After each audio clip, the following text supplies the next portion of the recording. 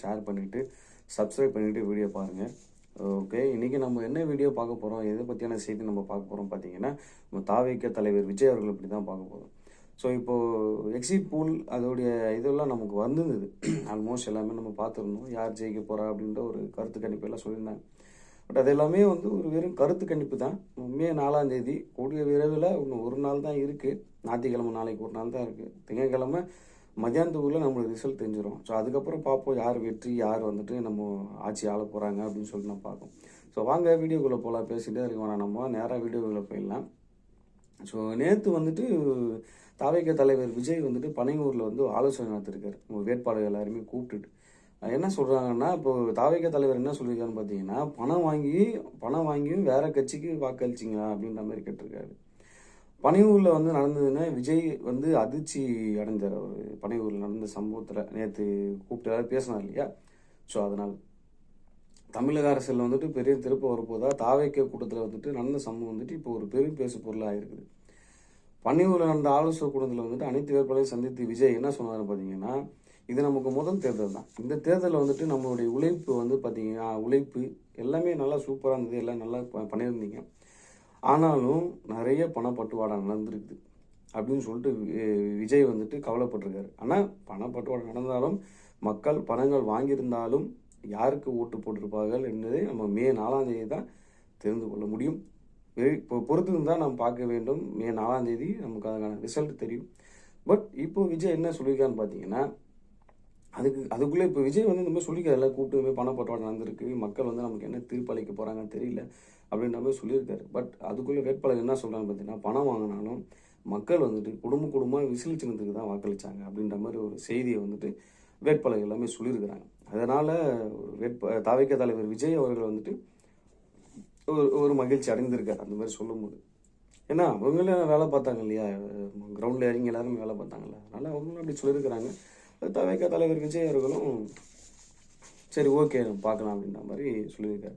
So இதுக்கப்புறம் வந்து விஜய் சொன்ன ஒரு வார்த்தை தான் அனைவருமே வந்துட்டு கொஞ்சம் ஜர்க் ஆகிட்டாங்க. எல்லாமே விஜய் சொன்ன ஒரு வார்த்தையில் எல்லாம் ஜர்க். என்ன சொல்கிறாங்க, என்ன ஒரு அப்படி என்ன சொன்னார் விஜய் அப்படின்னு பார்த்தீங்கன்னா, வெற்றி பெற்றவங்க எல்லாருமே உடனடியாக பனையூர் வரணும் அப்படின்னு சொல்லிட்டாரு. மே 4ஆம் தேதி ஓட்டு எண்ணுவாங்க. ஓட்டு எண்ணும் போது எல்லாரும் பூத்தில் ஓட்டு என்ற இடத்துல மிகவும் கண்காணிப்பாக இருக்கணும் அப்படின்னு சொல்லுவார். மிகவும் கண்காணிப்பாக எங்கேயும் போகாமல் மிஸ் ஆகக்கூடாது, யாரும் எங்கேயும் போகாமல் கரெக்டாக ஓட்டு எண்ணுறாங்களா என்னன்னு சொல்லிட்டு பார்த்துனே இருங்க.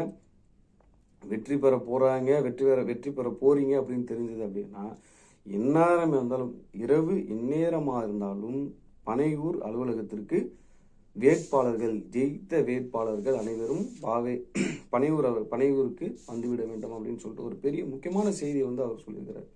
இதுக்கு அர்த்தம் என்னன்னு பார்த்தீங்கன்னா, ரிசல்ட்டு பிறகு பெரிய பொலிட்டிக்கல் மூவ் வருதா அப்படின்னு சொல்லிட்டு ஒரு பெரிய விஷயம் தான் பார்க்க போகிறேன்.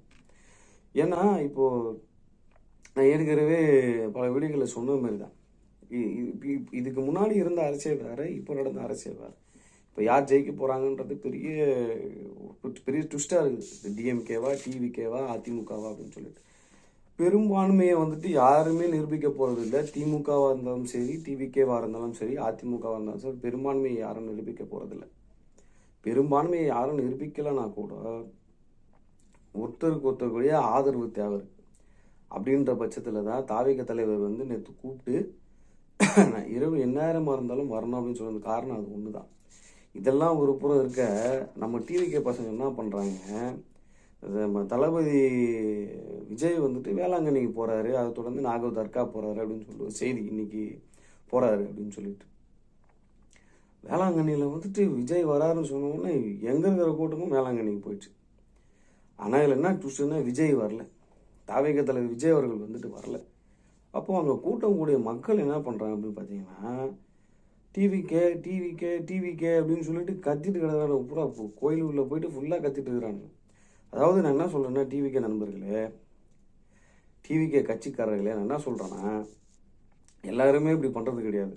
ஒரு சில பேர், ஒரு சில பசங்க நம்ம ஆர்வக்குழாவில் பண்ணுறது தான். அதாவது இந்த மத வழிபாடு செய்யக்கூடிய இடம், ஒரு நிம்மதிக்காக, ஒரு அமைதிக்காக கோயிலுக்கு வர இடம் தான் தேவாலயம். அந்த தேவாலயத்தில் நீங்கள் உள்ளே போயிட்டு இந்த மாதிரி கோஷம் போகிறது வந்துட்டு ரொம்ப தப்பு. அதை மட்டும் கொஞ்சம் மாற்றிக்கிங்க. ஏன்னா ஒரு நிம்மதிக்காக, மன அமைதிக்காக தான் கோயிலுக்கு போகிறது. அந்த இடத்துல போயிட்டு நீங்கள் இந்த மாதிரி கத்திட்டு இருந்தீங்கன்னா அது பாதிப்பு ஏற்படும். அது தாவேகா தலைவர் விஜய் அவர்களுக்கு தான் பாதிக்கும். டிவிக்கு கட்சிக்கே பாதிப்பு ஏற்படும். மக்கள் வந்து என்ன நினைப்பாங்க அப்படின்னு கொஞ்சம் பார்த்துக்கோங்க அதெல்லாமே. அதனால் அதெல்லாமே தவிர்த்துருங்க. இது ஃபஸ்ட்டு டைம் கிடையாது. இதுக்கு முன்னாடி கள்ளழகர் ஃபெஸ்டிவலில் போய் பார்த்தீங்கன்னா, அங்கேயும் இதே மாதிரி தான் பண்ணியிருக்காங்க. டிவிக்கே போயிட்டு கத்திருக்காங்க அங்கே. அதோட விட்டாங்களா, அதையும் தாண்டி கொடைக்கானல் போனோமா, ஊர் ஊர் சுற்றி பார்த்தோமா வந்தோமா இல்லாமல் அங்கேயும் போயிட்டு டிவிக்கேன்னு கத்திருக்காங்க பசங்க. அங்கே இருக்க சுற்றுலா பயணிகள் எல்லாம் கம்ப்ளைண்ட் பண்ணியிருக்காங்க. இந்த மாதிரி இருக்குது, அங்கே வந்து சுற்றுலா வந்தோமா இல்லைன்னா டிவிக்கே கேம்பெயின் வந்தோமா அப்படின்ற மாதிரி கேட்குறாங்க. அதனால் கொஞ்சம் இதெல்லாம் தவிர்த்துருங்க. மத ஸ்தலத்தில் வந்துட்டு அமைதி வந்து ரொம்ப முக்கியம். இந்த மாதிரி கோர்ஸ் எல்லாம் போடக்கூடாது. இது வந்துட்டு யாருக்கு பாதிப்பு ஏற்படும்னா, நம்ம தாவேகா தலைவர் விஜய் அவர்களுக்கு தான் இந்த பாதிப்பு ஏற்படும். மக்களுக்கு ஒரு கட்சியில் இருக்க ஒரு ஒப்பீனியன் போயிடும். அதனால் இதெல்லாம் பார்த்து ஒரு தெளிவான ஒரு முறையை வந்து நம்ம பயன்படுத்தணும் அப்படின்ற மாதிரி சொல்கிறேன் நான். சரிங்களா?